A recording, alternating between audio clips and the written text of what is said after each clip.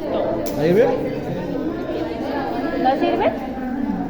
Hoy como que no está sirviendo ninguno, ¿no? A la profe tampoco le funcionó.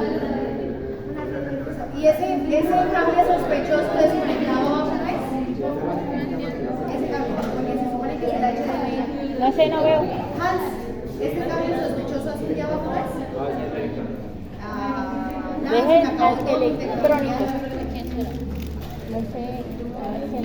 tecnología. No sé.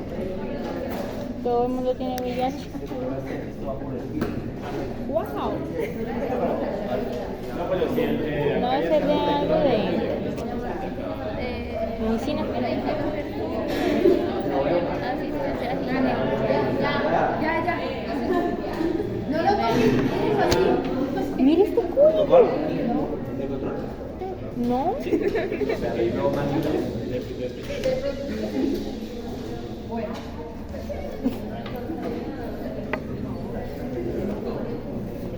Bueno, entonces vamos a terminar lo que nos faltó. Lo que nos faltó de la clase pasada. Entonces, íbamos a hablar de gametogénesis.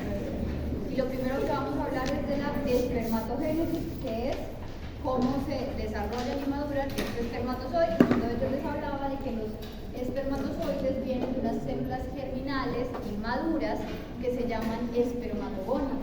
Entonces cuando estamos en la barriga de la mamá, sean hombres o sean mujeres, van a empezar a generarse unas células primitivas germinales que van a ser la base de esos espermatozoides o de esos óvulos.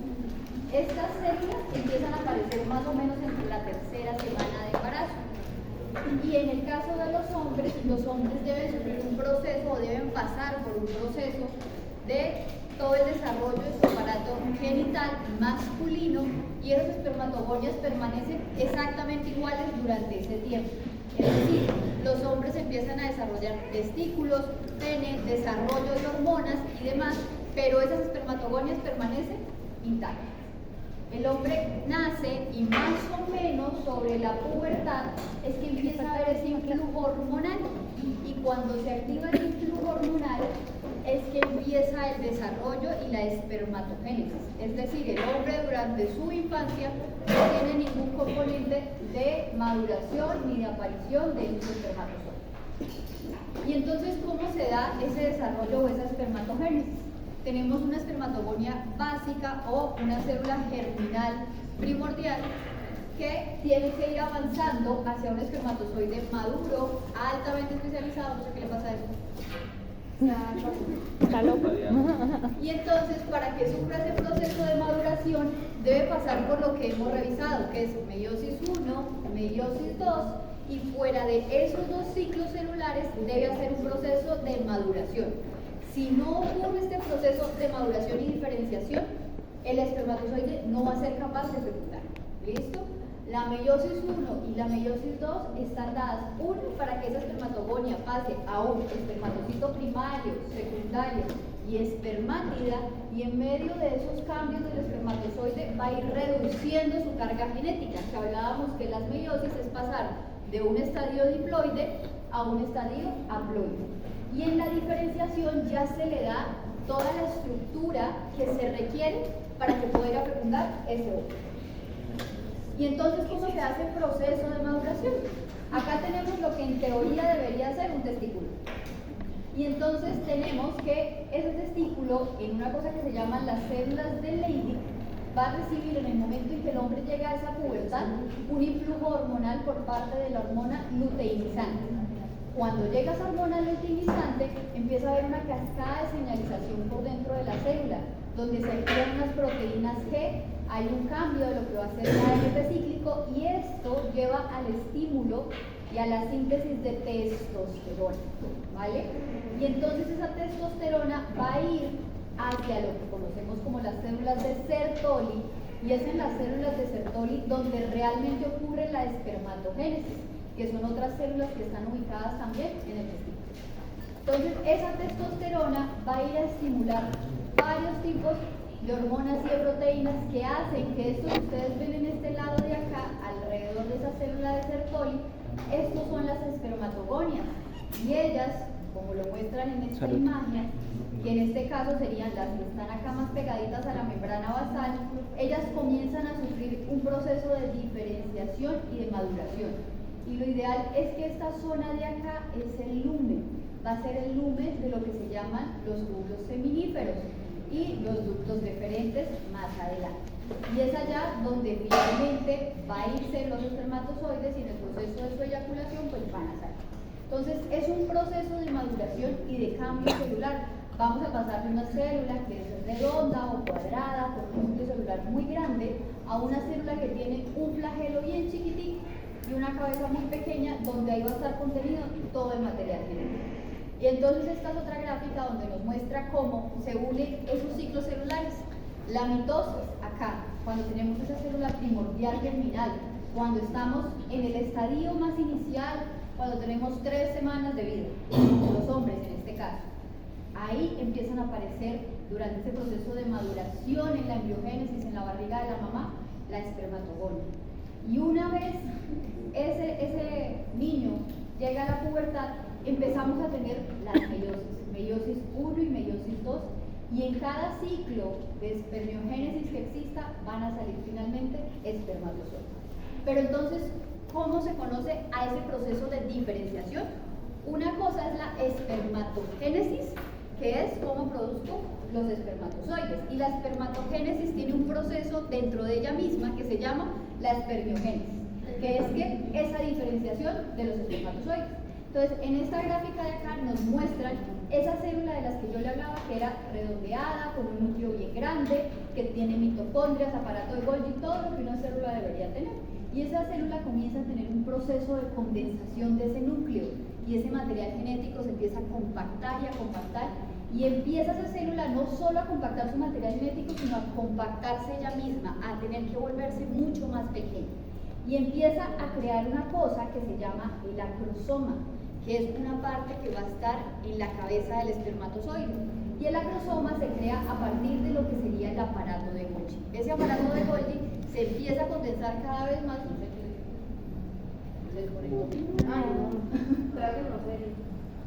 Se empieza a desconectar y, espérate a ver si con esto lo que le hiciste funciona. Funcionó. Ya no funciona. Y entonces ese aparato de Golgi se empieza a condensar cada vez más, se empieza a adherir a ese núcleo y empieza a convertirse en lo que va a ser el acrosoma. Seguido de eso, las mitocondrias de toda esa célula van a ir a juntarse y van a empezar a crear y a rodear un flagelo. Ese flagelo va a ser ¿qué? La cola del espermatozoide. Entonces, todas las mitocondrias que habían en esa espermatogonia se van a hacer en lo que llamaríamos el cuello, que es lo que está entre la cola y la cabeza. Y son las que le van a dar todo ese impulso motor que requiere el espermatozoide para el momento de la fecundación. Y ya, finalmente, cuando ese espermatozoide ya tenemos acá cabeza, cuello y cola, en el proceso en el que empieza a pasar por el epididimo, lo empiezan a llenar de toda la cantidad de sustancias que requiere el semen, que empiezan también a madurarlo todavía más, y con eso él es capaz de empezar a buscar su óvulo en el momento de la fecundación. Eso en cuanto a los espermatozoides. Ahora, en cuanto a los óvulos, se va a llamar ovogénesis. La ovogénesis es un poco diferente. La ovogénesis inicia también en su fase embrionaria. Entonces, más o menos sobre la 3ª semana, esas células germinales primitivas o primordiales empiezan a ubicarse más o menos sobre una cosa que se llama la cresta gonadal. Y ellas van a empezar a hacer muchas mitosis. La mujer va a empezar a generar muchas oogonias. Así se llama la célula inicial del óvulo. Son miles de millones de oogonias. Muchas mitosis, y una vez empieza el desarrollo fetal, más o menos sobre el 2º trimestre de embarazo, estas oogonias pasan a ser folículos primordiales y empieza el proceso de maduración y de arresto. Es decir, la mujer hace muchísimas mitosis, tiene muchas oogonias, y en la misma etapa fetal, estando en la barriga de la mamá, empieza a hacer la meiosis. Y entonces hace la meiosis 1 y la logra, y queda como detenida en la profase de la meiosis 1 al momento del nacimiento. ¿Listo? Cuando nosotras nacemos por ovocitos primarios, que es el estadio posterior a lo que es un folículo primario, y son ovocitos primarios que quedan en profase 1. Así nacemos todas las mujeres. Cuando empezamos nuestro desarrollo y empezamos nuestra pubertad, pasa lo mismo. Esa hormona luteinizante en nosotras empieza a subir. Y en el momento en que empieza a subir, empieza a marcarnos a nosotras la pubertad. Y cuando esa hormona llega a estimular allá los ovarios, las ovogonias primarias o los ovocitos primarios empiezan a tratar de terminar lo que va a ser la meiosis 1. Y entonces logra esa meiosis 1, se da el proceso de ovulación y empieza la meiosis 2. Pero ese ovocito, que en este caso ahí ya sería un folículo maduro, no termina la meiosis 2. Nosotras solo terminamos la meiosis 2 si hay fecundación. Si no hay fecundación, ese ovocito o ese folículo maduro muere con el proceso de la menstruación. Pero solamente la mujer termina la meiosis y su ciclo celular si hay registro. ¿Listo? Es bastante diferente al de los hombres.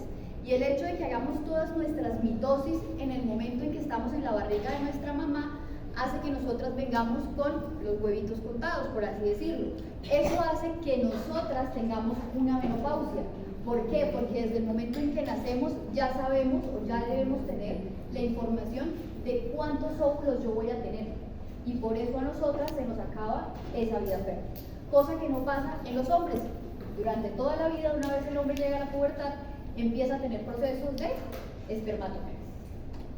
Y entonces este es un resumen, así como se los mostré con la espermatogénesis, de cómo es el proceso de la ovogénesis. Entonces en las mujeres empezamos a hacer muchísimas mitosis. Y esas mitosis nos llevan a la creación de muchos ovogonios, que van a ser meiosis 1 y meiosis 2. Meiosis 1, profase 1, hasta el momento del nacimiento. Terminamos la meiosis 1 en el momento en que ovulamos y quedamos en la ovulación en la meiosis 2. ¿Listo? En metafase. Y para poderla terminar, tenemos que tener una fecundación. Es la única manera. ¿Listo? Eso era lo que les tenía pendiente de la clase pasada. Ahora sí, el tema de la clase de hoy. Ya. ¿Cómo está bien?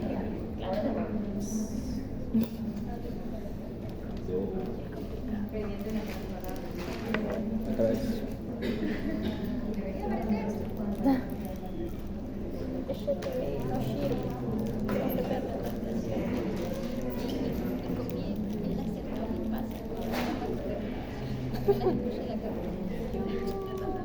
Yo, mire mis apuntes.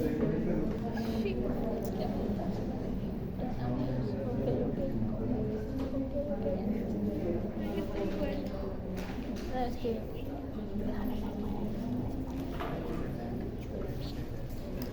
¿Alguno sabe cómo se come? Acá hacemos dos. démosle una patada. O sea, todo igual. Vamos a ver el cable. Hágalo porque sale mal.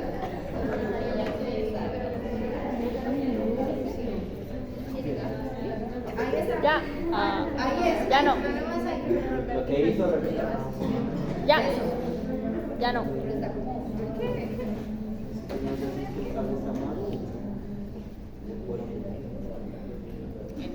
Ya. Ya no. ¿Sabe qué quiere decir? Hay como un corto en ese cable. Qué porquería. No, porque es el cable. No, sí. Ah, chica.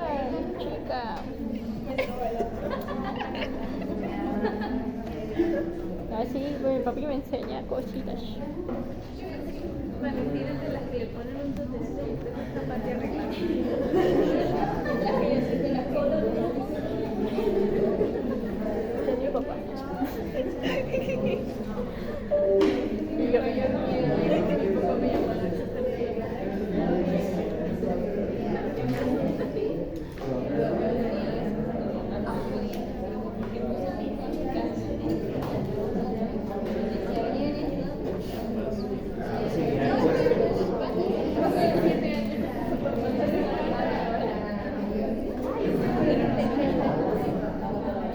mi papá se me pone a chambear.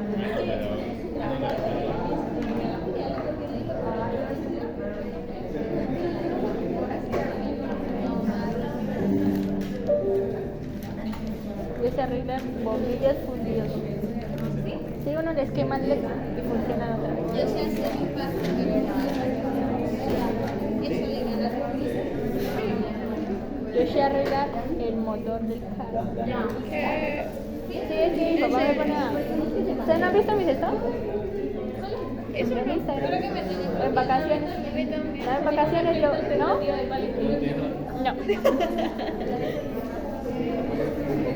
Hola chicos, yo ya me decidí cómo cantar. ¿Ella mismo puso esto? No. Esperemos que se mantenga. Creo que es un problema con los puertos. Pues, o sea, normal, no como mi mamá está buscando, sería bacán.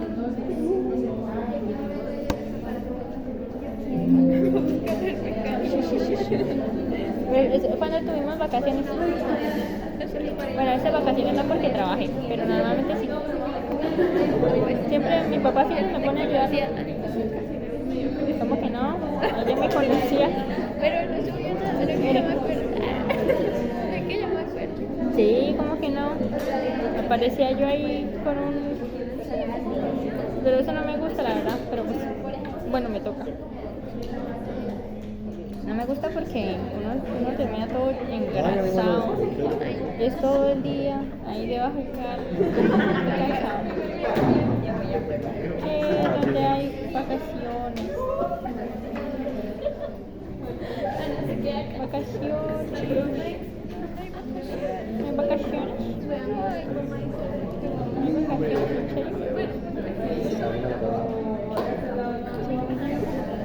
Hoy perdí como que el tiempo.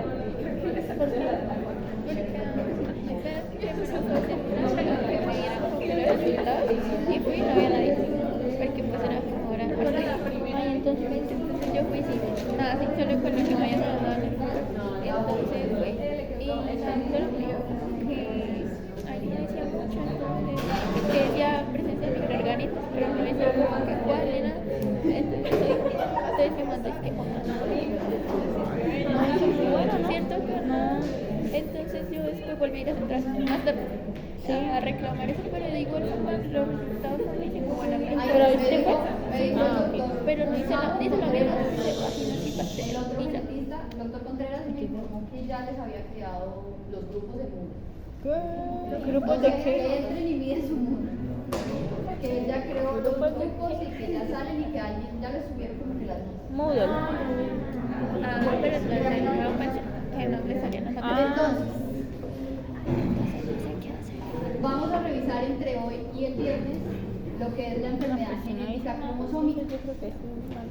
Para eso les traje una diapositiva de la cual ya hemos hablado. Entonces habíamos dicho que las enfermedades genéticas las podemos dividir en 4 grandes grupos: cromosómicas, monogénicas, mitocondriales, por alteraciones en el imprinting, y dejé por separado multifactoriales, que es algo que vamos a ver más adelante. El día de hoy vamos a hablar de enfermedad genética cromosómica, y para recordar cuáles son las que pierden, duplican o alteran un cromosoma completo o un segmento de ese cromosoma. Y entonces las enfermedades genéticas cromosómicas las dividimos en 2 tipos: las numéricas y las estructurales. Las numéricas van a ser aquellas en las que cambia el número de cromosomas, como su nombre lo indica, son alteraciones en número. Lo normal, cuando yo tengo un cariotipo y voy a reportarlo, es que me digan que si es mujer es 46XX, y si en el cariotipo es un hombre, 46XY. Y entonces, si ese cariotipo no es normal y tiene una alteración numérica, yo empiezo a tener o alteraciones de alguna manera llamadas sómicas o aneuploidías, que me gusta más, que son alteraciones donde hay ganancia o pérdida de cromosomas individuales, pero no del juego completo. Es decir, se va a alterar un cromosoma o un segmento de un cromosoma, pero el número en teoría debería ser, en términos generales, o 46 o más o menos 1 o más o menos 2, pero cercano a 46. El número no va a ser 69, no va a ser 96, sino va a estar cercano a ese 46. ¿Listo?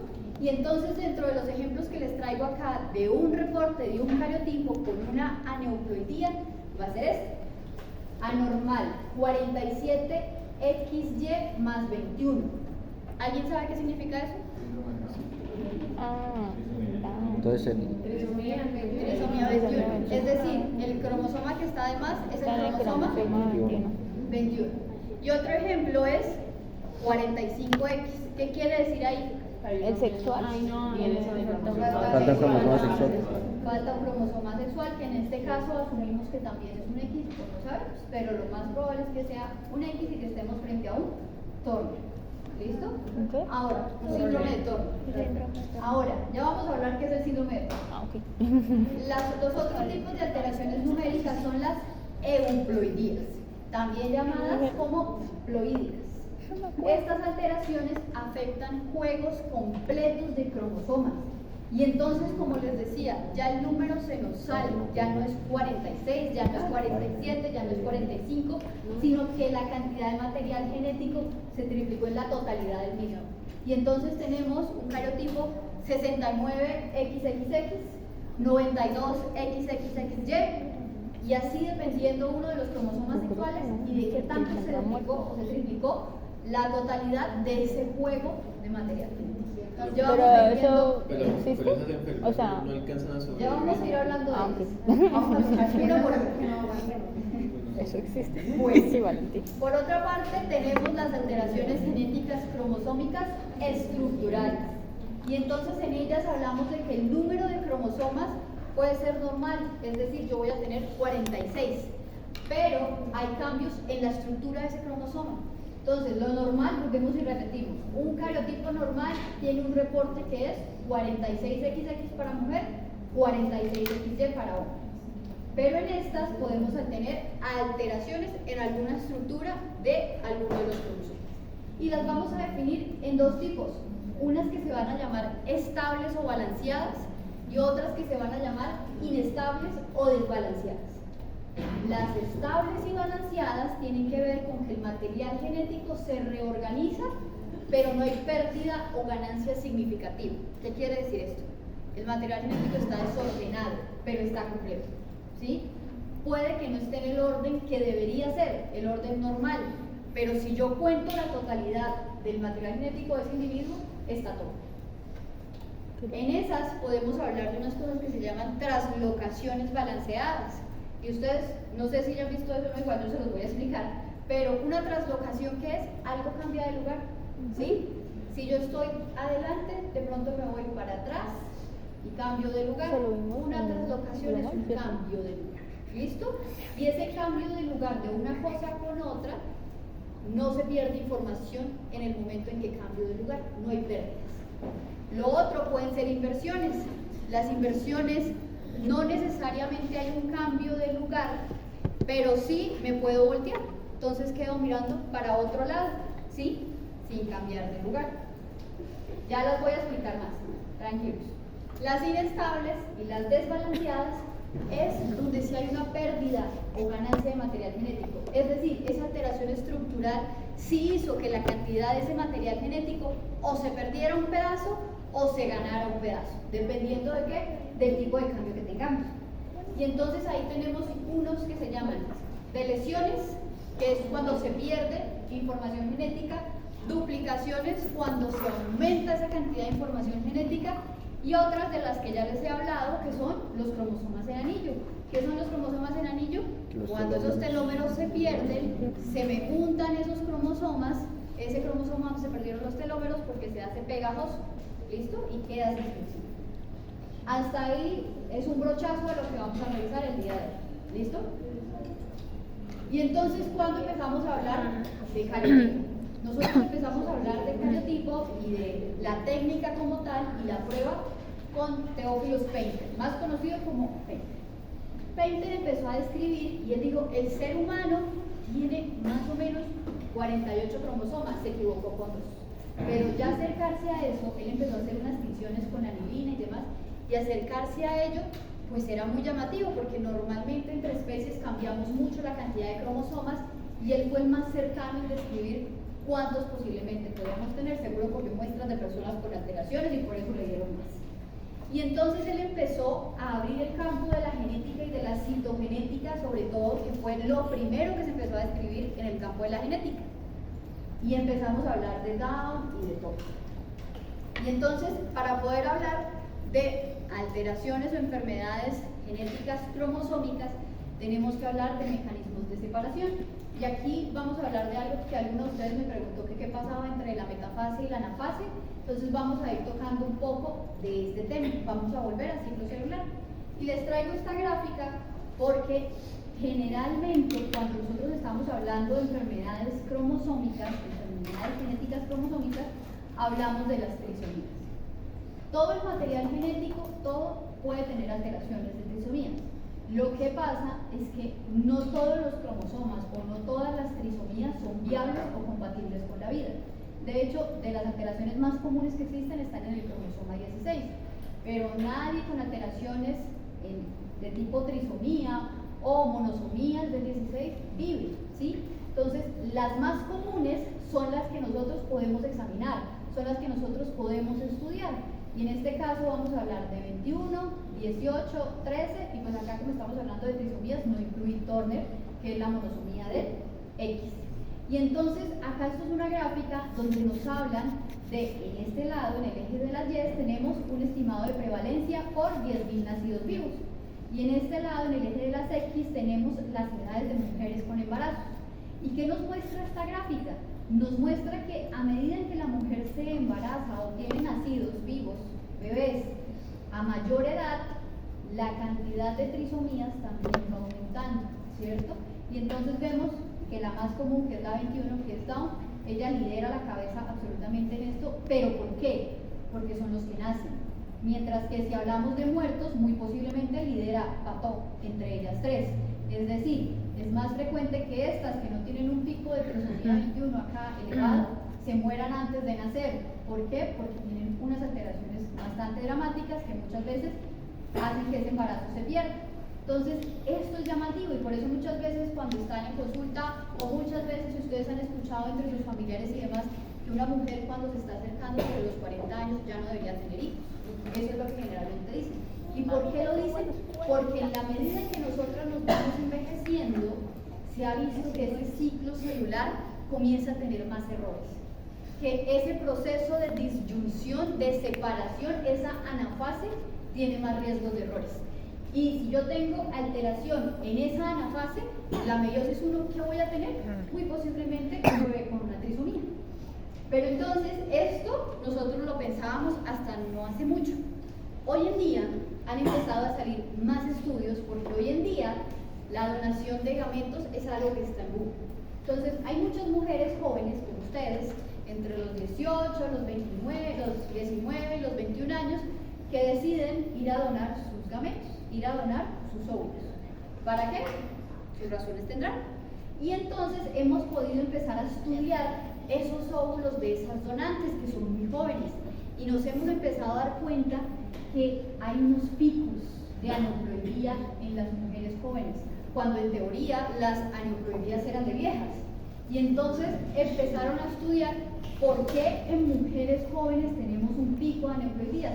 Y esta gráfica empieza más o menos sobre los 22 años, pero generalmente más atrasito, sobre los 15 y 16 años, también hay un pico marcado. Y entonces uno ve adolescentes con síndrome de Down y las personas en nuestra vida colombiana muchas veces dicen, pero esa niña ¿por qué tiene un Down si ella estaba joven cuando tuvo el bebé? Ella no era una vieja. Entonces se ha visto en este caso, que esta es una imagen, una microscopía de fluorescencia, en esta imagen que se ve en rojito acá tenemos ese material genético de los cromosomas. Estos son los cromosomas, ¿listo? Acá lo verde son todas las tubulinas, son los microtúbulos de ese proceso, de esa división, de ese ciclo celular. Y acá vemos cómo hacen la unión de esos microtúbulos a esos cromosomas y aquí están recién unidos. Y aquí comienza el proceso de separación, aquí comienza todo el proceso de la anafase.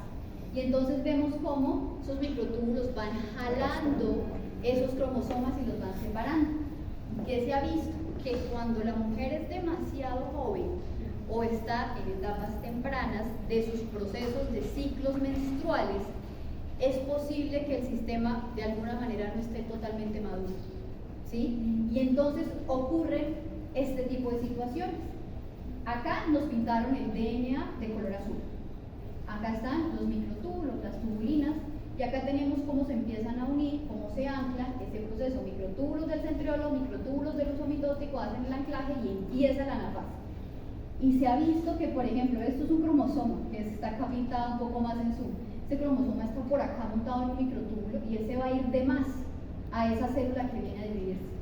Se ha visto que no hay un adecuado ensamblaje de microtúbulos con los cromosomas en estadios tempranos. Es decir, cuando estamos frente a una mujer que tiene ciclos menstruales iniciales. Y por eso vemos esos picos en esas mujeres iniciales. Hay una pregunta que yo me hago y que todavía no tengo una respuesta, y es qué pasa con esas mujeres que están teniendo unos ciclos menstruales bajo métodos anticonceptivos, donde esos ciclos menstruales en teoría no se están dando de manera como debería ser. Es decir, yo tengo pausado ese ciclo celular de esa mujer, ¿cierto? Todavía no les tengo respuesta. Cuando tenga respuesta les contaré. Bueno, entonces, ¿cómo es el proceso y el mecanismo de separación? Entonces, esta es una imagen bien bonita donde están los microtúbulos. Los microtúbulos tienen dos fases.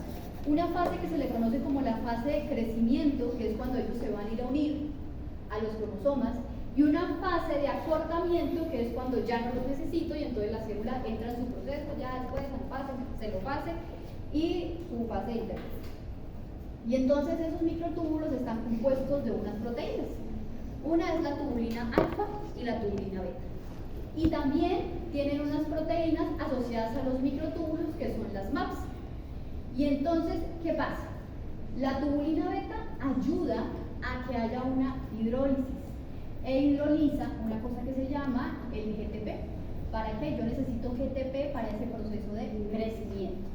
Y la tubulina alfa es más estructural, ella no tiene tanto que ver con ese proceso de GTP ni hidrólisis, sino de dar soporte a esa estructura, que básicamente es una estructura motora que ayuda a esa separación. Y entonces generalmente lo que hace la tubulina beta junto con el GTP es que ella empieza a generar y añadir GTP y GTP, y empieza a construirse ese microtúbulo, empieza este proceso de crecimiento. ¿Listo? Eso básicamente ocurre en todas las veces que se haga ciclo celular donde yo necesite separar y necesite una anafase. Y entonces esta es una imagen bien bonita donde nos muestra básicamente cómo se vería en la célula. Acá tenemos ese microtúbulo formadito, esta sería una fase de crecimiento, y esta de acá es una fase de acortamiento, donde si ustedes ven acá esto como despelucado es porque se está perdiendo todo eso. ¿Listo? Entonces, para recordarles, por lo general, las tubulinas alfa y beta son estructurales, ayudan en la formación de ese microtúbulo. Las proteínas que están asociadas a los microtúbulos, por lo general, estabilizan y organizan, ¿sí? Van a dar un proceso regulatorio de ellos. Y entonces, ¿cómo ocurren esos mecanismos de separación? Y aquí hay algo muy importante, y es el complejo promotor de la anafase. Esta imagen tiene dos partes. Acá en rosado les puse todo lo que tiene que ver con el complejo promotor de la anafase.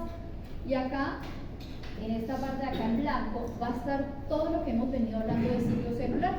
Y entonces yo les contaba que hay unas cosas que se llaman ciclinas y sinasas dependientes de ciclinas. Y yo les contaba que dentro de esas hay algunas que son exclusivas para el proceso de mitosis o de meiosis y dermis. Y entonces llega esa sinasa dependiente de ciclina 1 más la ciclina B, y ellas, cuando empieza el proceso de meiosis o mitosis, ellas van a activar en compañía de otra proteína que está acá arriba, que es la CDC20, activan antes de que se dé todo el proceso de anafase y metafase, empiezan a activar el complejo. O sea, desde el momento en que la célula sabe que va a entrar a dividirse, se empiezan a activar todos los mecanismos que yo necesito para que ese ciclo celular se dé de manera correcta. Y entonces llega esa sinasa dependiente de ciclina 1 y esa ciclina B acompañada de la proteína CDC20 y activan el complejo promotor de anafase. ¿Qué hace la activación de ese complejo promotor de anafase? Va a ir a ubiquitinar una proteína que es la securina. La securina tiene atrapada a otra proteína que es la separasa, ella la tiene como abrazada. Y entonces ese complejo promotor de anafase le dice a la securina, venga para acá que yo necesito quitarla para que usted me libere lo que es la separasa. Eso es lo que hace, la ubiquitinación llega a degradar completamente la securina. Y cuando degrada la securina, eso permite que la separasa se active. Y su nombre es muy claro, su función es separar. ¿Y qué va a ir a separar? Va a ir a separar acá todas esas coecinas que me están uniendo las cromátides hermanas. ¿Y cuándo me las separa? En la anafase. ¿Para qué? Para que ese proceso de división se dé de manera correcta. Y cada cromátide hermana se vaya para el uso mitótico que debéis y no se queden con un pedazo. Entonces, si ustedes se ponen a pensar, también acá yo puedo tener alteraciones genéticas. Una alteración genética de la separasa, una alteración del proceso de ubiquitinación de la securina, una alteración de la securina, una alteración de la proteína CDC20, una alteración propia del complejo promotor de anafase, de las ciclinas. El proceso de tener mutaciones genéticas es amplio y en cualquier parte de esto se puede alterar, genéticamente hablando, y eso puede llevar a la aparición de las enfermedades genéticas. ¿Tienen preguntas hasta ahí? ¿Cómo es el proceso de ubiquitinación? Puedes preguntarle a él qué necesita. Está ahí parado y me hace señas, pero no te quiere.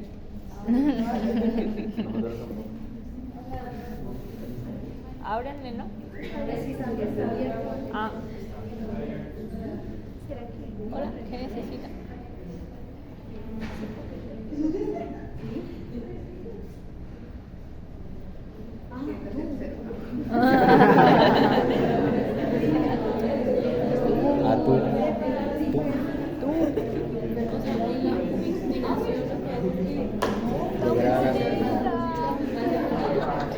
Y la separación. Y se activa la separasa que está unida a la securina.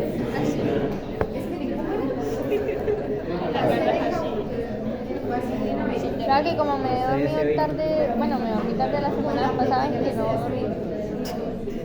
Me está costando dormirme temprano. No por eso, pero que me está costando dormirme Sí, bueno, temprano.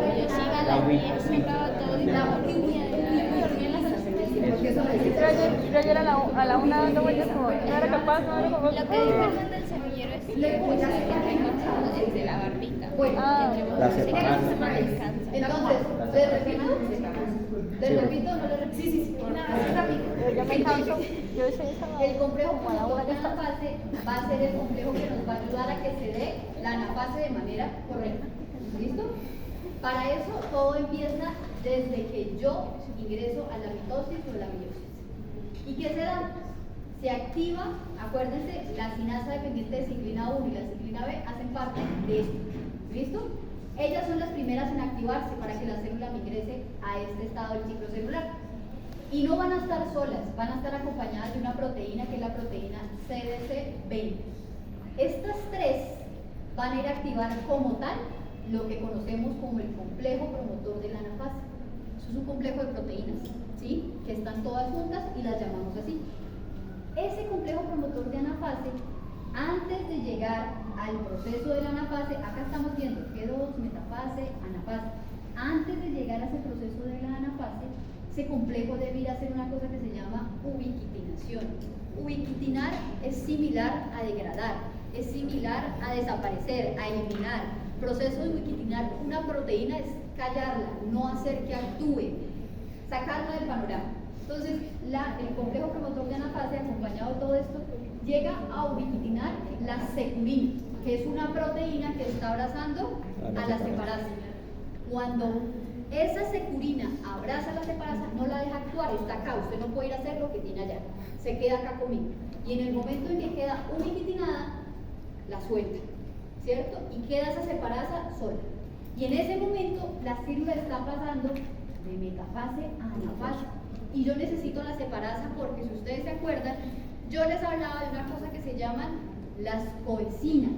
Las coecinas son unas proteínas que están permitiendo que la cromátide hermana esté pegada a su cromátida hermana. Son unos puentes como de unión los que ella genera, que estén ahí la una con la otra. Y lo que va a hacer la separasa es romper esas coecinas para que cuando se dé esa anafase y lleguen esos usos mitóticos a jalar, se pueda dar de manera más sencilla. ¿Listo? Si esto no ocurre así, pueden haber alteraciones, sobre todo de qué? De no disyunción. Pero una pregunta, o sea, pero pues, es que yo tenía entendido que cuando dentro de la zona se ubiquitina algo, esa cosa que se acaba de ubiquitinar va a una cosa que se llama proteosoma. Y ¿Sí? entonces, o sea, también todo eso. Todo eso va porque toca reciclar, pero luego tiene que volver a aparecer y conseguir una función. Sencillamente que ahí la eliminamos. Necesitamos sacarla ¿para qué? Para que la separasa se active. Pero la célula, por lo general, es una máquina de reciclado. Casi todo lo que en la célula lo eliminamos o lo sacamos, se va o a proteosoma o se va al lisosoma, ¿sí? Y empieza un proceso de reciclado. Estos aminoácidos no se pierden, estos aminoácidos se convierten en alguna otra cosa que necesitan. ¿Listo? Bueno, ya con esto, ahora vamos a entrar un poquito a la clínica. ¿Listo? Entonces vamos a empezar a hablar ya de las enfermedades como tal. La primera de ellas, trisomía 21, síndrome de Down. Y entonces acá tenemos un paciente con características clínicas o fenotípicas. Nosotros en genética hablamos de genotipo y de fenotipo, que ya les expliqué qué es. Fenotipo en la clínica, genotipo lo que está en la información genética de esa persona. Y entonces acá tenemos un chiquito con unas facies, un fenotipo de síndrome de Down, que lo acompaña su cariotipo, donde acá tenemos una trisomía 21 universal y libre. ¿Listo? Es decir, tenemos los 3 cromosomas 21 completitos. Y si muy posiblemente, si yo le hago cariotipo, saldrá en las 25 metáfases, que ya vamos a hablar un poquito más de eso. Y entonces, cuando estamos hablando de síndrome de Down, en la literatura ya está descrito cuáles pueden ser las causas para que una persona tenga síndrome de Down. La primera es la más común de todas, ¿y por qué lo traemos en esta clase? Porque son errores de la no disyunción de la meiosis. ¿Listo? El 96% de los casos ocurren por eso. Y para eso yo no necesito antecedentes familiares. Es decir, es algo que ocurre en 2 personas que muy posiblemente eran completamente sanas y tienen un hijo con síndrome de Down. Las teorías se están ampliando con todo lo que les mostraba de los ciclos celulares de la mujer. Falta ver, dime. ¿Va más enfocado a esos 2 extremos que usted mencionó? Sí, por lo general sí, hasta ahorita. Antes se pensaba que eran solo las mujeres mayores. Ahora, el 3 al 4% de los casos ocurren por una cosa que se llaman traslocaciones robertsonianas. Ya vamos a hablar un poco más de eso. Pero para adelantarles, las traslocaciones robertsonianas es que, yo les decía, hay un cambio de lugar en una traslocación. Y son robertsonianas porque el cambio de lugar está dado entre cromosomas acrocéntricos. ¿Qué son los cromosomas acrocéntricos? Los que no tienen el centro. Tienen un brazo Muy pequeño. muy pequeño, exacto. Entonces, esos cromosomas acrocéntricos cambian información genética del lugar entre ellos. El 21 cambia con el 14, el 21 cambia con el 13, el 21 cambia con el 15, y entonces hay un cambio de información genética. Y por eso puede aparecer la trisomía 21. Ya voy a darles unos ejemplos explicativos de por qué ocurre esto. Lo otro, dime. Robertsoniana. Ahora, mosaicismos. Si ustedes se acuerdan qué es un mosaicismo, ¿son qué? De los cigotos se unen. Entonces, una línea celular nos va a marcar 47X, lo que quieran, más 21. Y la otra nos puede marcar una línea normal completamente. ¿Listo? Y lo otro son las trisomías parciales. Las trisomías parciales no están dentro de las aneuploidías, ellas hacen más parte de las alteraciones estructurales. ¿Por qué? Las trisomías parciales también se les puede llamar duplicación, es decir, un pedazo del material genético, un pedacito nada más del cromosoma 21 se aumentó. Y entonces ese pedacito que se aumenta muchas veces puede estar asociado a trisomía 21 y tiene algunas características. Por supuesto, los casos de duplicación sus facies y su clínica va a ser mucho menor así yo comparo un cariotipo donde tiene los 3 cromosomas 21. En la medida en que esa carga genética sea mayor, va a ser mayor también ese fenotipo y la expresividad del mismo. ¿Listo? Cada una de ellas vamos a revisarlas en detalle. Y entonces acá tenemos un cariotipo con una trisomía 21. Estas son las que hablamos por medio de los procesos de no disyunción, con todo lo que hablábamos de los mecanismos de separación. Ahora, ¿cómo ocurren las translocaciones robertsonianas? Entonces, 2 cromosomas acrocéntricos se van a fusionar por medio de esos centrómeros y uno de ellos va a quedar con un 21 de más. Ya vamos a ver los métodos bajo los cuales esto ocurre. ¿Listo? Y se van a unir por lo general. Profe, hola. Hola. Perdón, jóvenes. Me dijeron que de pronto la llave, un pediste la llave después del 330 o sea, la tengo yo. ¿Cuál? Yo tengo la tuya. ¿La de acá?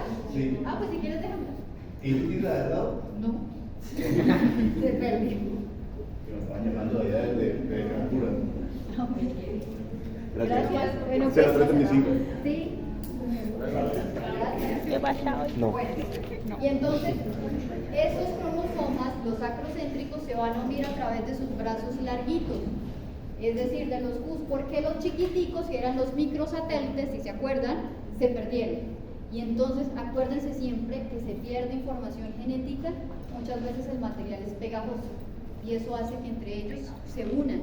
Si 2 acrocéntricos perdieron eso, hay alta probabilidad.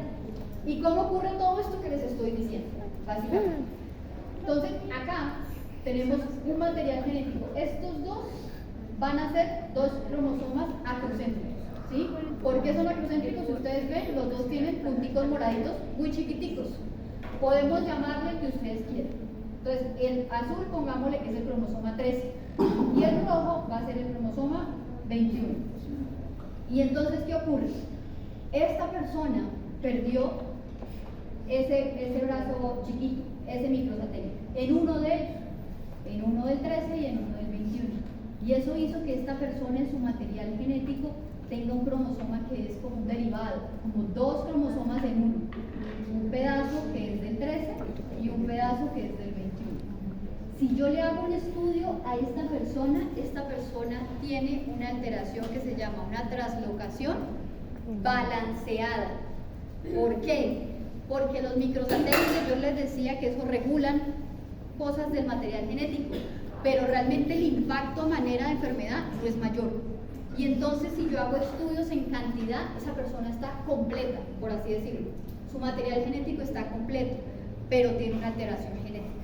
Y entonces, muchas personas pueden tener estas translocaciones robertsonianas y son completamente sanos. ¿Por qué? Porque el material genético está completo. Es básicamente por eso. Yo puedo ser portadora de una alteración, de una translocación robertsoniana.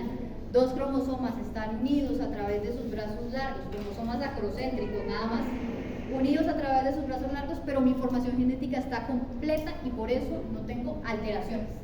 El problema va a estar cuando yo me vaya a reproducir. ¿Por qué? Porque yo les hablaba durante los procesos de ciclo celular de una cosa que se llama recombinación homóloga. Y para yo poder tener una recombinación homóloga, yo necesito que esas 2 cromosomas se me paren uno enfrente del otro y tengan unos procesos de crossing y unos quiasmas que sean iguales el uno con el otro y se dé de la manera correcta. Y resulta que ninguno de ellos 2, ni el azulito que tenemos acá, ni el rojito que tenemos acá, se puede parar enfrente de este, porque no es homólogo, ¿cierto? Este es un derivado, es una mezcla de 2. Y entonces, ¿cómo se hace ese proceso? Hay muchas maneras de pintar. Hay algunos libros que les ponen una cruz. En este caso, en esta imagen, es dentro de toda la manera como explicar las translocaciones robertsonianas, me parece un poco más didáctico, porque nos va mostrando video a video y ya lo vamos a ver. Entonces, intentan hacer estos cromosomas y esta célula para poder hacer un proceso de recombinación homóloga. Ella intenta pararse, el azul trata de dejarlo junto al azul como lo ven acá. Y el pedacito rojo trata de dejarlo enfrente de ese pedacito rojo, ¿sí? Y entonces empezamos a tener una recombinación de ellos, pero esa división no va a ser la correcta. Esa división de gametos no va a ser la adecuada en la gran mayoría de los casos. Y entonces acá tenemos los cuadrados, al igual que los árboles genealógicos en este caso van a ser los hombres. Y los circulitos en este caso van a ser la mujer. Y entonces en este caso la alteración de la translocación viene de uno de los hombres. Y entonces este hombre, en el momento en que él empezó a dividir y hizo el proceso de separación con la anafase, él tiene varias opciones de esos gametos que puede aportar, ¿cierto? Y entonces el primero es que aporte un cromosoma 13 normal en su información genética, ¿cierto? Esto acá le hace falta información, le falta el rojito acá, le falta el 21, ¿cierto? ¿Por qué? Porque en el momento de la separación, como lo vemos en esta imagen, el 21 se fue con el otro gameto, ¿cierto? Con el otro posible hijo que él podía tener.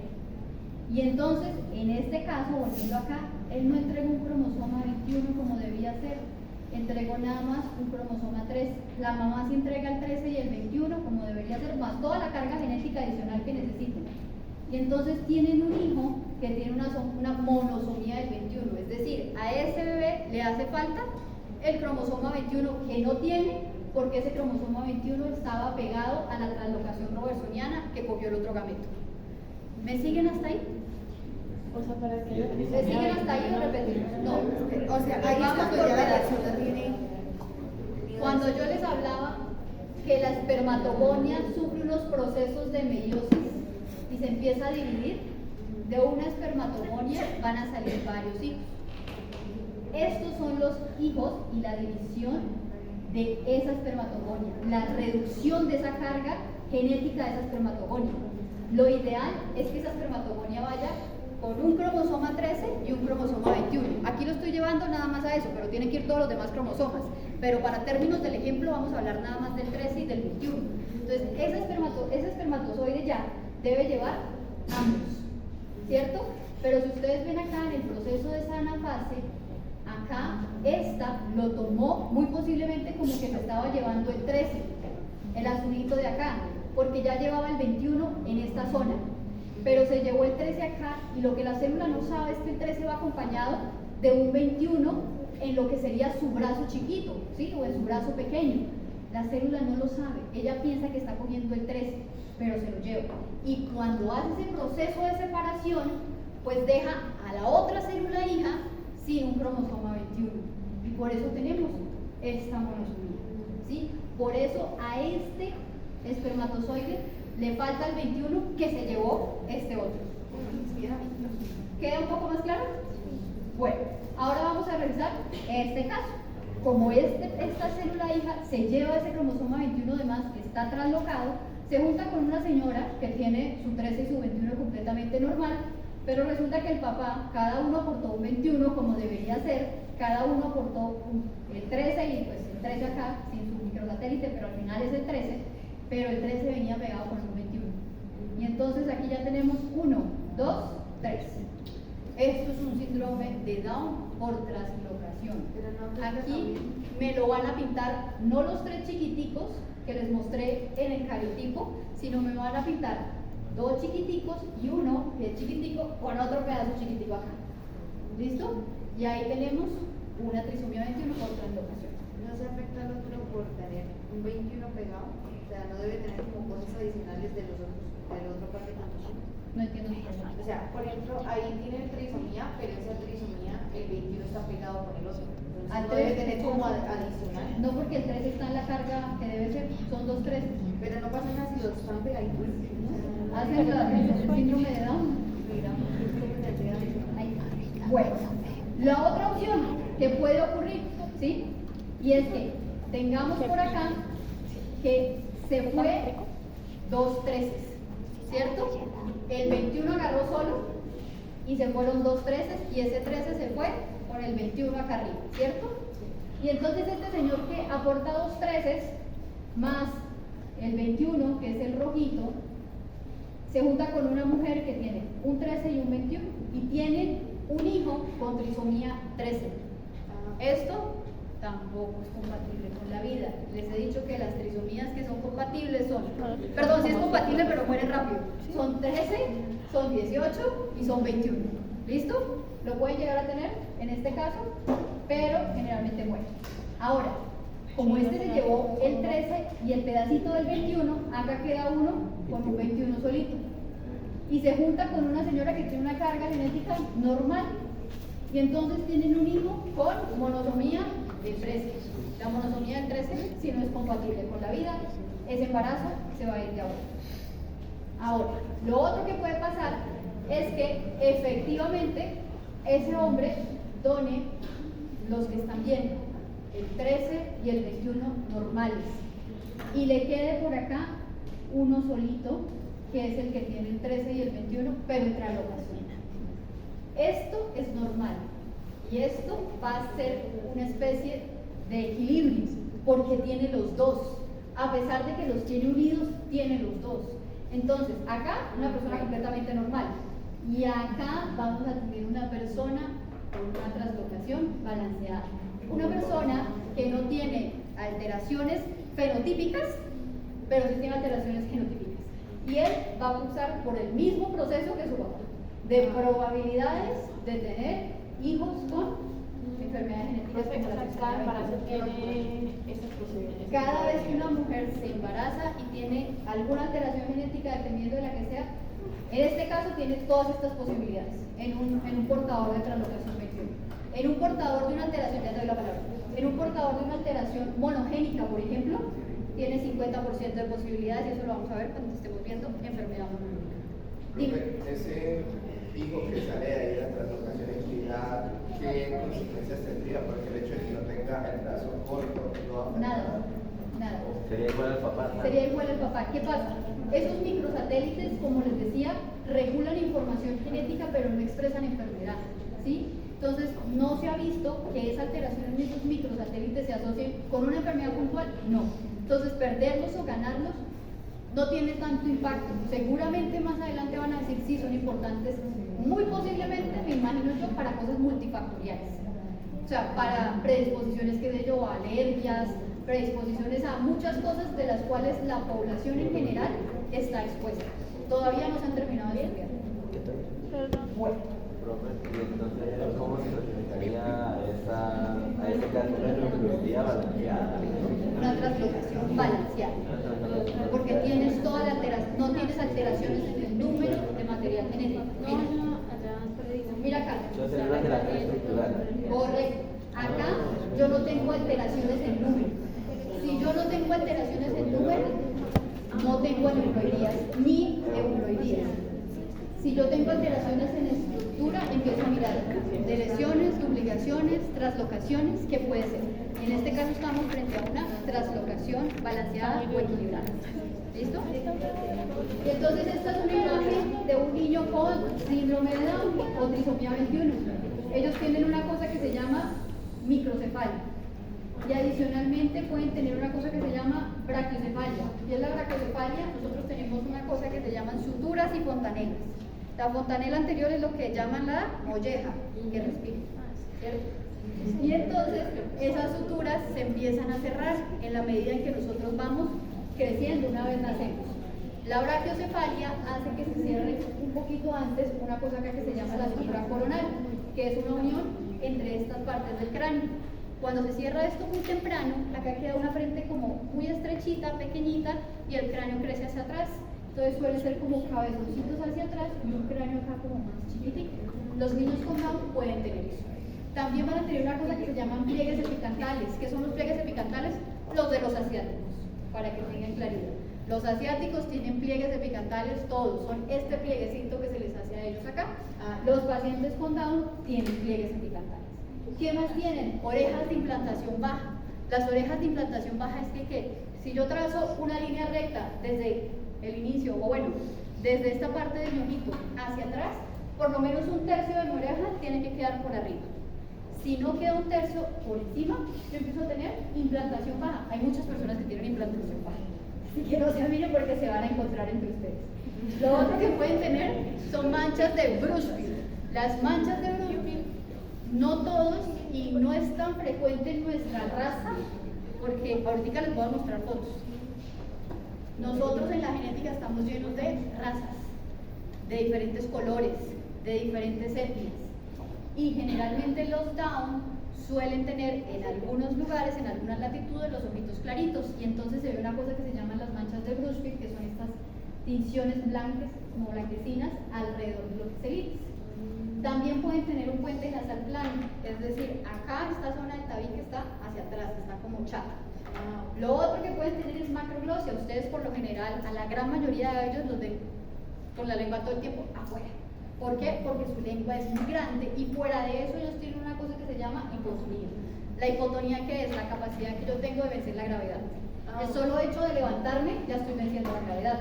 El solo hecho de sentarme, ya estoy venciendo la gravedad.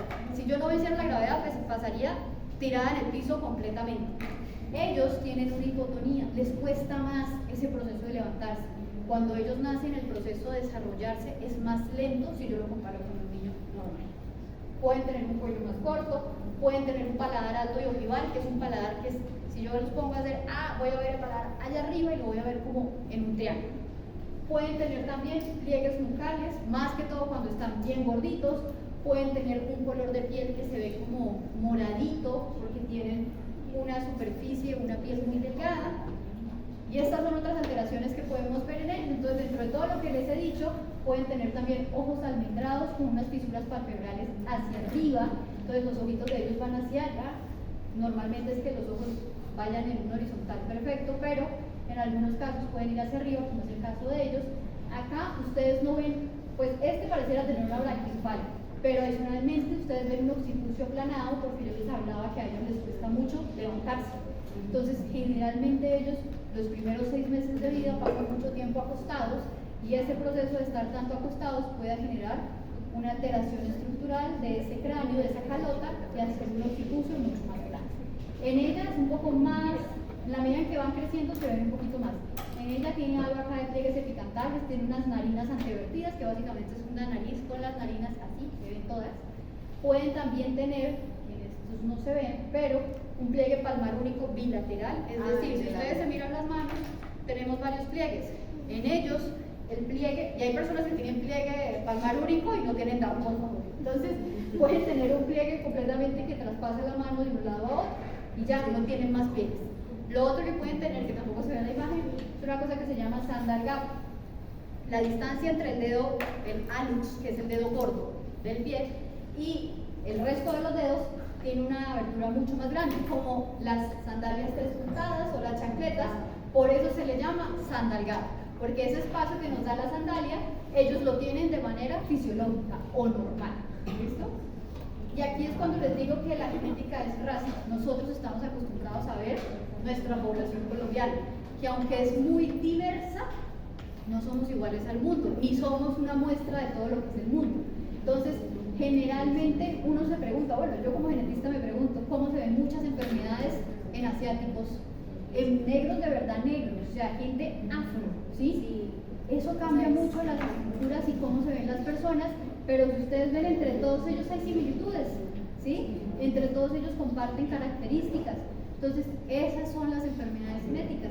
A pesar de que cambiamos de raza, de etnia, se siguen expresando esas alteraciones que están determinadas, ¿por qué?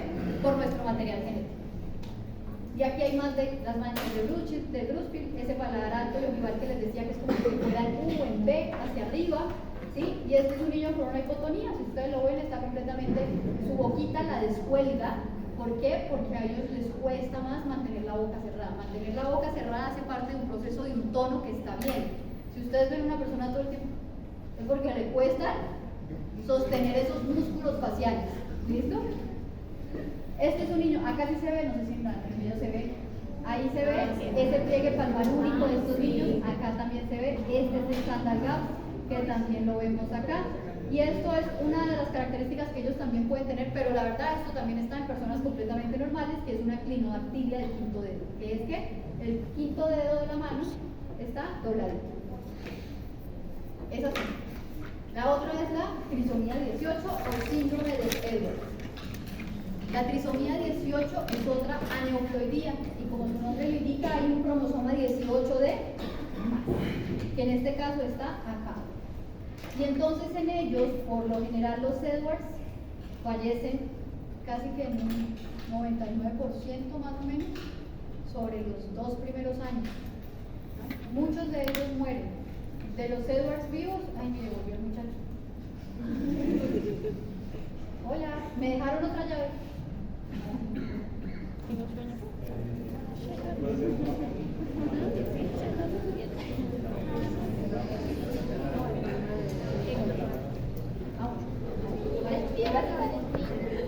Bueno, entonces, en estos pacientes, por lo general, ellos fallecen muy tempranamente o son abortos. Y ya vamos a ver por qué. Las razones por las cuales ocurren estas son básicamente iguales entre todas las aneuploidías. O sea, todo lo que les dije de edad pasa en Edwards, pasa en Pató y en la monosomía sí es un poquito distinto. ¿Vale? Entonces, en este caso, ¿qué tienen ellos? Tienen una cosa que se llama dolicocefalia. La dolicocefalia también se conoce como un cráneo en casco. Esto parece un casco de una moto, básicamente. Es muy prominente el occipucio de ellos.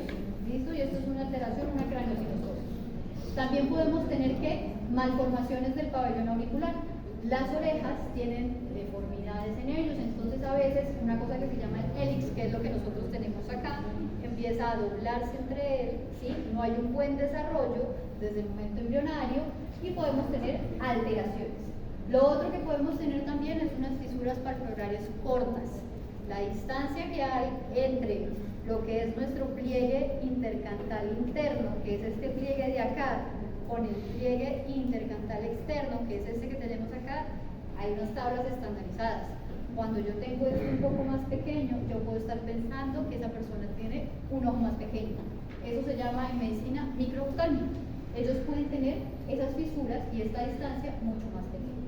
Pueden también tener una cosa que se llama micro, que puede estar acompañada o no de retrognatia, que es básicamente un mentón que es pequeño, eso es micrognatia, y retrognatia, un mentón que se va hacia atrás.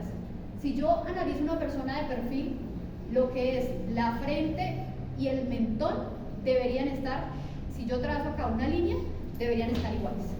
Si yo veo que ese mentón se sale de esa línea que estoy trazando, estoy hablando de un prognatismo, se me va hacia adelante el mentón.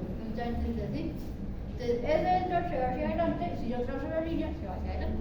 Ahora, si esa persona, por el contrario, tiene ese mentón para atrás, yo trazo la línea y veo el mentón como por acá y veo la frente acá, ahí estoy hablando de una retrognatia. ¿Listo? Se fue hacia atrás. ¿Qué pueden tener también? Fuera de que los ojos los pueden tener un poquito más chiquiticos, una distancia aumentada. Entonces el puente nasal se va a ver aumentado. ¿Ustedes no son de... ¿Ustedes ven Bob Esponja? Bueno, Bob Esponja tenía una amiga que se llamaba Perlita. Perlita tiene los ojos como alumbrados, ¿cierto? Un hipertelorismo es que los ojos se me espacian mucho. Entonces yo siempre pongo a Perlita de ejemplo para que les quede claro que es un hipertelorismo. Es que esos ojos están muy separados. ¿Listo? Y también pueden tener, así como en la trisomía 21, el pliegue epicantal, que es el pliegue de los... Ya, listo. Estas son otras alteraciones que pueden tener ellos. Entonces, si ustedes ven acá, esta es una distancia de los ojos muy grande, ¿cierto? Él, además de eso, tiene una ptosis palpebral bilateral. ¿Qué es eso? Que los párpados están muy caídos, entonces se ven como dormidos. ¿Sí? Él está muy grande para lo que yo les he dicho. Los casos de Edwards, de grandes, son contados. Son contados en el mundo, no son muchos. Y por lo general es porque vienen con poca cantidad de alteraciones. Lo otro que pueden tener es un rocket bottom, que es básicamente un ¿qué? Un pie que es muy prominente, ¿sí? Con un talón prominente. Y ese talón es en mecedora. Es un talón que se va de esta manera. Normalmente nuestro pie, en la parte del talón y en la parte más lateral de nuestro pie, es normal. Pero si yo cojo el piecito de estos niños, se va a ver como si el talón estuviera de esta manera, como si tuviera una maquita, y es bastante prominente. Ellos también pueden tener, bueno, aquí ven alteraciones en las orejas, se ve esa microretrognatia. En ellos pueden haber también alteraciones de las extremidades con artrogriposis. Las artrogriposis son alteraciones de las articulaciones. Entonces, no hay un buen desarrollo de las articulaciones durante la gestación, porque a veces hay alteraciones del líquido amniótico que se puede llevar a este tipo de alteraciones, o propias del Edwards, y se empiezan a doblar y nacen de esta manera. Pueden tener también alteraciones de la parte gastrointestinal y de pared gastrointestinal, que en este caso esto es un onfalocele, que es básicamente las vísceras protruyen a través del ombligo y están cubiertas de la fascia que cubre los órganos. Esto tiene corrección quirúrgica. Una vez nacen, se ingresan todos los órganos y se cierra la barriguita. Lo que pasa es que no es tan fácil el proceso como lo estoy mencionando. Y lo otro que pueden tener son hipoplasias de genitales. En teoría esta debería ser una niña, pero tiene unos labios externos de la vagina que están como hipoplásicos, son muy chiquititos. Y no sé hasta qué punto este ano está imperforado, que también puede ser una de las alteraciones. Es decir, el proceso de que nosotros tengamos un ano perforado es una apoptosis celular que debe ocurrir en unos momentos de la gestación. Si eso no se da, el ano nace sin estar perforado y eso es grave porque nosotros en las primeras 24 horas de vida debemos tener nuestra primera deposición. Eso habla de una salud intestinal. Eso es Edwards, trisomía 18. Ahora vamos a hablar de síndrome de Patot. Patot es más severo. Patot son alteraciones en el cromosoma 13 como lo vemos acá. Y en Patot, por lo general, ellos sí, la gran mayoría mueren en el primer año de vida. La primera imagen que les pongo pues es muy clara de muchas alteraciones que pueden tener y aquí hay más. Entonces, en Patot, ¿qué hay? Patot tiene una alteración muy grande del sistema nervioso central.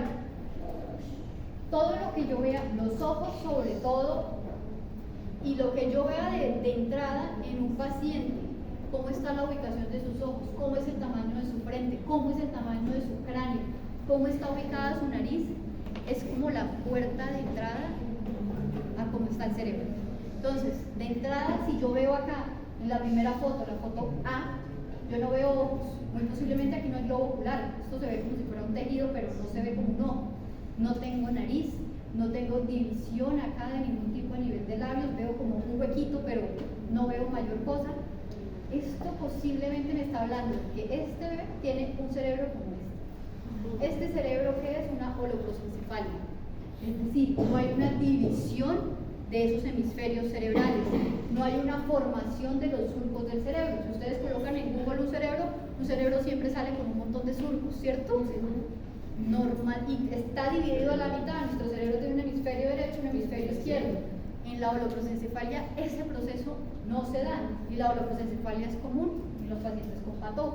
Y esa alteración tan severa de línea media, ¿qué es la línea media? Todo lo que nos divide nuestro cuerpo en dos lateralidades. Todo eso que está en su cerebro muchas veces se puede ver a través de lo que vemos con nuestros ojos, con la cara, con todo lo que expresa nuestro paciente. En este caso tiene una alteración de la línea media severa. Es cíclope, básicamente, tiene una probóscide. Una probóscide viene del término de los elefantes tienen una probóscide que es su trompa. Y entonces, ¿qué es? Que esa nariz, pues no se le puede llamar nariz, sino que es un tubérculo que está ahí en la línea media, que es como una estructura primitiva de lo que debería ser la nariz de esta criatura. Pueden tener también alteraciones oculares. Esto es un coloboma del iris, es decir, el iris no está completamente redondo, se pierde la continuidad circular de ese iris y se genera esa alteración. Acá tenemos más alteraciones de estructura media. Esta es una alteración que tiene que ver con labio y paladar probablemente hendidos, es decir, no hay, cuando se están, nosotros en la barriga de la mamá nos tenemos que ir cerrando, o sea, es como si esto se empezara a juntar.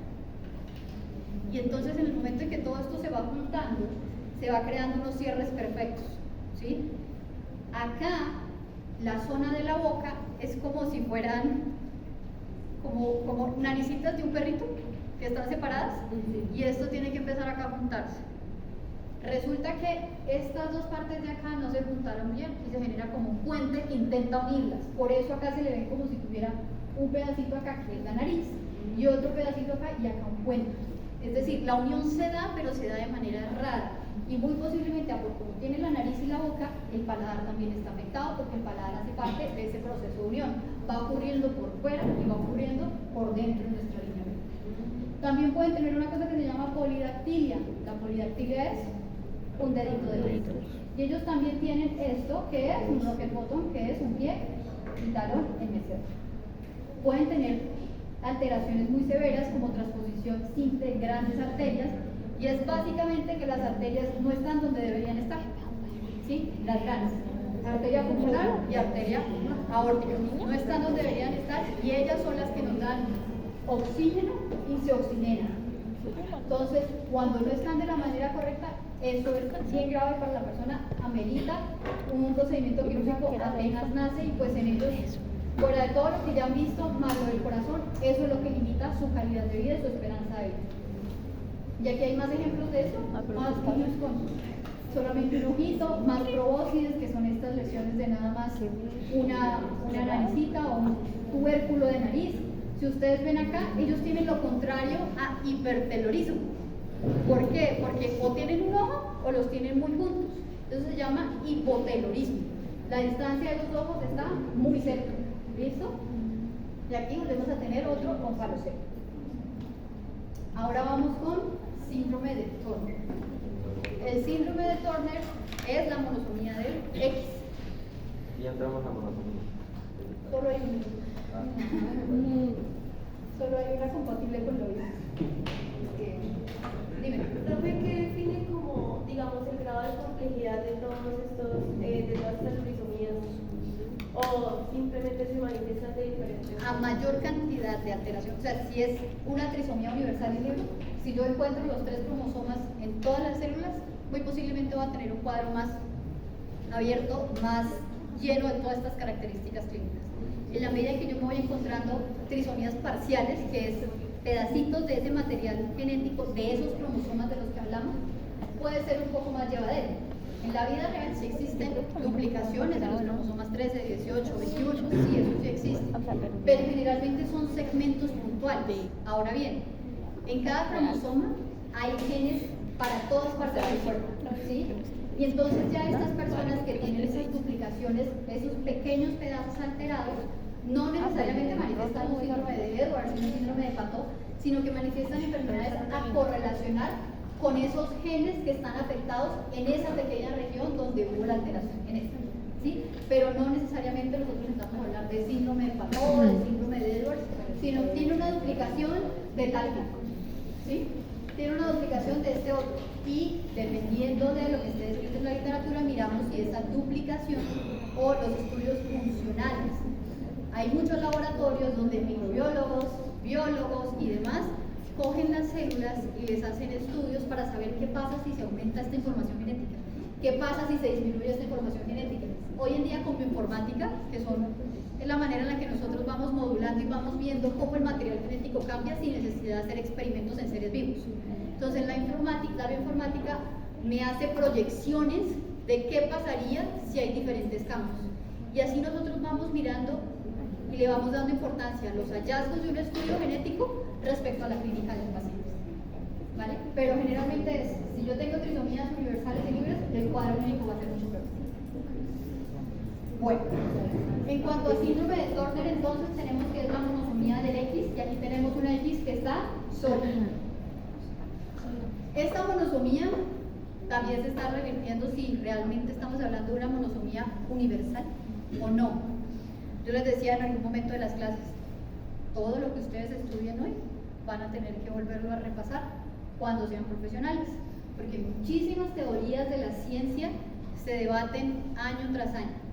Con monosomía de Turner, hoy en día nos replanteamos si realmente un ser humano puede vivir solo con un cromosoma X. ¿Por qué? Porque el cromosoma X y el cromosoma Y comparten genes, y esos genes están ubicados en las esquinas de los cromosomas. Es decir, tanto hombres como mujeres necesitamos de esas regiones en las esquinas de estos 2 cromosomas para poder estar acá. Y eso ha llevado a repreguntarse si realmente existen mujeres con monosomías absolutas del X, ¿sí? Si de pronto en alguna parte del material genético que no hemos logrado encontrar hay pequeños pedazos de ese X que en teoría lo tenemos perdido. Entonces es algo que se está revirtiendo, pero para este momento monosomía del X. ¿Listo? Bueno, ¿qué características tienen estas mujeres? Yo les hablaba que el cromosoma X, dentro de esos genes que compartimos hombres y mujeres, está un gen que se llama el CHOX. El CHOX es un gen que tiene que ver con el crecimiento. Y estas mujeres tienen como que menos de estos genes, porque solo tienen un X, y en teoría deberían tener los 2, Y parece ser que la pérdida de ese otro X con este gen CHOX hace que ellas tengan una talla muy baja. Una talla muy baja es ¿cuánto? 1,45, 1,40, ¿sí? Pueden también tener ¿qué? Déficit cognitivos. Yo les explicaba, a mayor X, déficit cognitivos, a menor X también. ¿Listo? El X es un cromosoma que marca mucho lo que tiene que ver con el cerebro. Cuando hay alteraciones en el cromosoma X, uno ve bastante déficit cognitivo en este cromosoma. Pueden tener cuello alado, que son pliegues acá en el cuello, mucho más redundantes, ya les voy a mostrar una foto. Pueden tener teletelia, la distancia de los pezones tiene unas mediciones determinadas, ¿sí? Si esa distancia está aumentada, estamos hablando de teletelia. Pueden tener un tórax en escudo, entonces se van a ver como un poco más grandecitas de acá. Normalmente las mujeres no somos tan anchas del tórax, ellas se van a ver considerablemente más anchas. Pueden tener una cosa que se llama cúbito valgo, y es que ¿qué? Si ustedes estiran sus codos no deben hacer como algo así. ¿Sí? Sus codos se estiran normales. Si sus codos se juntan un poco o se van así como hacia línea media, o sea, hacia la parte interior de mi cuerpo, eso se llama cúbito valgo. ¿Listo? Como si los codos se juntaran. Como las personas que también juntan las rodillas, esto se llama genu valgo. Genu valgo en las rodillas, cúbito valgo en los codos. En ellas tenemos cúbito valgo. Pueden tener una cosa que se llama deformidad de Madelung. Es básicamente que si yo la pongo a estirar su brazo, la muñeca se ve como levantada, como si estuviera por encima del brazo, como si hubiera una dislocación entre la muñeca y el brazo, básicamente. Es dramático cuando uno lo ve. Pueden tener también insuficiencia ovárica con una adrenalca normal, es decir, vamos a tener sudor en las axilas, pero posiblemente nunca nos llegue la regla. Los recién nacidos pueden tener una cosa que se llama linfedema congénito, y es que nacen hinchados, ¿sí? Nacen edematizados. Pueden tener también displasias ungueales, es decir, las uñas tienen alteraciones, se ven como si estuvieran débiles, como si estuvieran más pequeñitas y pueden tener algunas rayas así. Pueden también tener, en la medida en que van avanzando, pérdida auditiva, entonces son mujeres que tienen tendencia a tener sordera, hipotiroidismo y anomalías de la función hepática. Es bastante común que nos llamen porque tienen las enzimas del hígado elevadas y puede que con ellas, o sea, uno se da con ellas un rango mayor, por así decirlo, de esas enzimas hepáticas porque hace parte de su condición que estén elevadas. Y entonces estas son algunas características. Este es el cuello alado del que yo les hablaba, si ustedes lo ven es bastante amplio. Pueden tener estas alteraciones, que esto es un filomatrixoma, que son unos lunares, ¿sí? Que generalmente les pueden aparecer en la cara. Esta niña tiene mucho más cuello alado que ella, y si ustedes, pues aquí también está gordita y por eso se ve como si el cuello fuera solo una unión como entre la cabeza y el cuello, muy cercano. Ella es una actriz de televisión, no sé si la han visto, ella hace parte de programas de CSI, creo que es, y ella tiene síndrome de Turner. Entonces, esto es para demostrarles que está escrito déficit cognitivo, pero que no siempre tienen déficit cognitivo. Es decir, los síndromes genéticos no siempre es el 100% de todo lo que les he hablado en todos. Son características que pueden llegar a tener, ¿sí? Y en la medida en que, como me lo preguntabas, si eso es una trisomía universal y libre, hay mayor probabilidad de tener las características y sobre todo las características severas. Esta es otra, acá se ve un poco mejor lo del tema del cúbito valgo, acá se ve un poco mejor ese tórax ancho, esa teletelia, ¿sí? Y pues acá tenemos lo que se conoce como un riñón en herradura. ¿Qué es un riñón en herradura? Es un riñón, nuestros riñones se deben separar en la medida en que vamos en este proceso de embriogénesis. Si este riñón no se separa, queda como un riñón en herradura y en ellas es bastante frecuente. Ahora, ¿qué otras alteraciones podemos tener? X de más, cromosomas X supernumerarios. Y aquí tenemos un síndrome de Klinefelter. El síndrome de Klinefelter es básicamente cuando hago el cariotipo tengo un Y, un X y un XY. Y entonces en estos van a ser hombres que suelen tener una talla alta. ¿Por qué? En el X hay un gen que se llama el CHOX. El CHOX tiene que ver con el crecimiento. Si yo quito el gen y tengo mujeres con talla baja, si yo agrego el gen, voy a tener talla alta porque le estoy dando más gasolina para que crezca. Entonces en estos hombres suele haber tallas altas. Como tienen un X de más, yo ya les había contado, pueden tener ginecomastia, que son características que vienen con este influjo hormonal que es un poco femenino, pero ellos igual tienen testosterona y todo lo demás porque tienen su Y, pero tienen un influjo hormonal femenino bastante marcado, entonces pueden tener ginecomastia. También van a tener un depósito de grasa, como yo les mencionaba la vez pasada, a nivel de abdomen y caderas, como nosotras las mujeres. Van a tener su déficit cognitivo y los testículos de ellos sí pueden ser un poco más pequeños, ¿vale? Y pueden tener incluso infertilidad. A pesar de tener el cromosoma Y, la alteración hormonal en ellos es tan marcada que puede que no tengan hijos. Generalmente no se da escrito en la infertilidad, ¿vale? Y ahora la pregunta que me hacían, poliploidías, 69XX, eso es una enfermedad, alguien vive con 69XX o con 92XY. Entonces, las poliploidías, si recordamos la imagen, ¿qué es? Copias completas de los cromosomas. Una alteración del juego completo de cromosomas a nivel numérico. Y entonces el origen de las poliploidías son tres. Podemos tener alteraciones durante el crecimiento de las células germinales, es decir, voy a tener una alteración en la gametogénesis de ese hombre o de esa mujer. Puedo tener alteraciones durante la fecundación o puedo tener alteraciones durante el desarrollo embrionario. Acuérdense, una vez se forma el embrión, empiezan unos procesos que se llaman mitosis.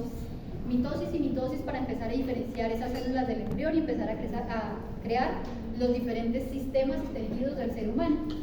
Y entonces durante el crecimiento de las células germinales y gametogénesis hay una de las teorías bajo las cuales puede ocurrir una poliploidía. Y una de ellas se llama endorreduplicación. ¿Qué es eso?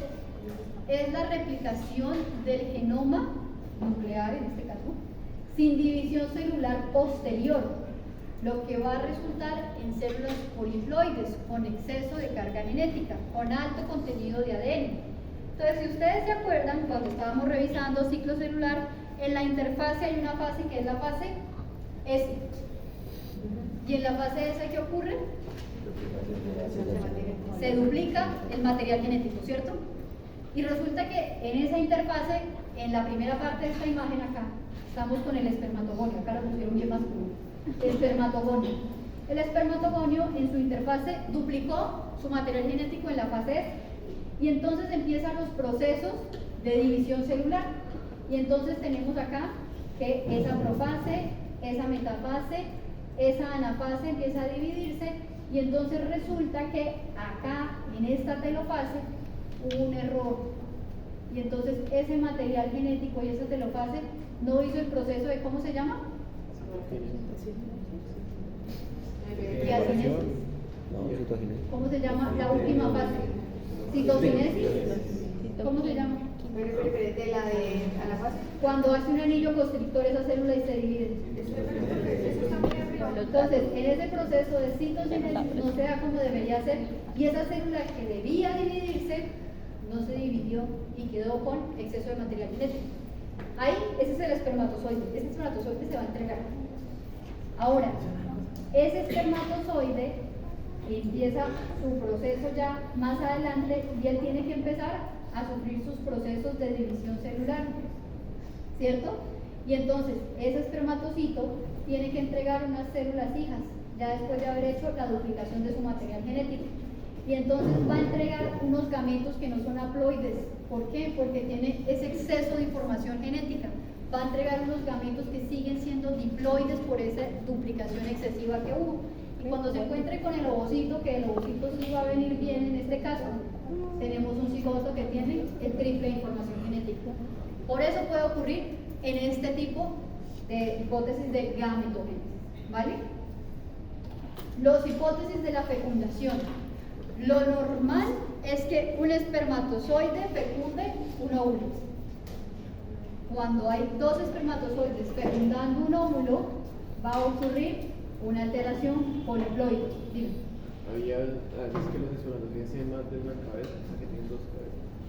Pues eso está descrito, pero realmente el origen de las poliploidías más común es 2 espermatozoides, o sea, 2 con cola y todo. ¿Sí? Por lo general. Entonces, ¿qué pasa? Cuando el primer espermatozoide entra al óvulo, el óvulo sufre un proceso donde como que él se encapsula, como que se vuelve un búnker, y él tiene unas alteraciones en su estructura que le cierran toda posibilidad de entrada a otro espermatozoide. Está descrito porque existen las molas, porque los ginecólogos operan molas, donde no se entró uno, sino que entraron 2. Puede que entren en el mismo tiempo, y debería ser así, o sea, según lo que está escrito en la literatura, lo que debería ocurrir es que 2 lograron entrar al mismo tiempo y por eso quedaron adentro. Apenas entra el primero, el óvulo tiene unas modificaciones grandísimas que por más de que ellos intenten, incluso el mismo óvulo empieza a generar unas sustancias químicas que empieza a repelerlos, como vaya, ya tengo acá el espermatozoide que entró, ya no me interesa más el espermatozoide. Entonces, en este caso, entran 2, y al tener 2, se genera un embrión defectuoso y una gran placenta. ¿Por qué una gran placenta? El tejido trofoblástico, que es el tejido de la placenta, en su gran mayoría tiene origen paterno. ¿Sí? Y entonces, como en su gran mayoría tiene origen paterno, si yo tengo mucha información genética paterna, pues también voy a tener mucha información de lo que la información paterna me codifica, que en este caso va a ser placenta. Y eso se llaman molas. ¿Molas? Mola, así se le llama. Cuando sacan ese embarazo, encuentran una mola. ¿Y qué es una mola? Es un tejido completamente deforme, hay de todo, no hay tejido específico, no hay un bebé, hay una mezcla de un montón de tejidos producto de placenta y de embrión. Pero no hay nada específico como tal, ni un bebé formado. Ahora, eso es incompatible con todo lo que he dicho es incompatible con el durante el desarrollo embrionario, ¿qué es lo que va a pasar? Entonces yo les decía, se juntan óvulo y espermatozoide, se forma la fecundación, se forma el embrión. El embrión tiene que empezar a dividirse, y empezar a dividirse a través de ¿qué? De mitosis. O sea, yo necesito muchas células hijas, que inicialmente es una célula totipotencial. ¿Qué es una célula totipotencial? Es una célula que tiene la capacidad de crear cualquier tipo de tejido, cualquier tipo de célula. Y esa célula totipotencial tiene que volverse pluripotencial. Es decir, la célula pluripotencial, que van a ser las hijas de esa célula totipotencial, ya no pueden ser totipotenciales. Ellas pueden crear a partir de su pluripotencialidad. Y ellas tienen la capacidad de producir diferentes tejidos. Y entonces resulta que en ese proceso de mitosis de ese embrión también hay fase S. ¿Qué es la fase S? La duplicación del material genético. Y resulta que en ese embrión, esa fase S duplicó su material genético, pero ¿qué pasó? La célula no logra adecuadamente su proceso de división y duplicó tanto el material genético que en este caso nos ponen un ejemplo con una tetraploidía. Lo duplicó 4 veces. Esa es otra de las alteraciones que pueden ocurrir en el periodo embrionario. ¿Vale? ¿Tienen alguna pregunta hasta acá? Eso también sería una mola, ¿no? Una No. mola, no.